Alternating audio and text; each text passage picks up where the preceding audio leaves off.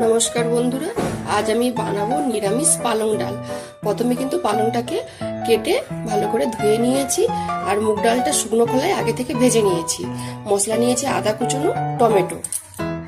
প্রথমে আমি মুগ ডালটা নুন দিয়ে ভালো করে কুকারে সিদ্ধ করে নেবো। ডালটা আমি সরষের তেলেই বানাবো। ফোড়নে দিব শুকনো লঙ্কা, গোটা জিরে, হিং, আদা কুচনো, তেজপাতা সব একটু ভাজা ভাজা করে নিয়েছি। এবারে গুঁড়ো মশলা দিয়ে দেবো। লঙ্কা গুঁড়ো 1 চামচ, জিরে গুঁড়ো অল্প একটু, গরম মশলা, পালং শাকটা মশলার সাথে ভালো করে ভেজে নিয়েছি। সিদ্ধ করা মুগ ডালটা দিয়ে দেবো। 1 চামচ চিনি। পালং ডালটা হয়ে গেছে, উপর থেকে 1 চামচ ঘি দিয়ে আমি নামিয়ে নেব।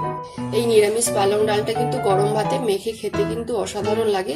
কিভাবে বানালাম দেখলেন তো বন্ধুরা। যদি রেসিপিটা ভালো লেগে থাকে তাহলে অবশ্যই একবার বাড়িতে বানিয়ে খাবেন, আর আমাকে কমেন্টে জানাবেন। যেসব বন্ধুরা আমার রান্নার ভিডিও দেখতে পছন্দ করেন তারা আমার পেজটাকে লাইক কমেন্ট শেয়ার করবেন। যারা ইউটিউব চ্যানেল থেকে দেখছেন তারা সাবস্ক্রাইব করে পাশের ঘন্টায় ক্লিক করবেন। সবাই ভালো থাকুন, সুস্থ থাকুন আর সাবধানে থাকুন।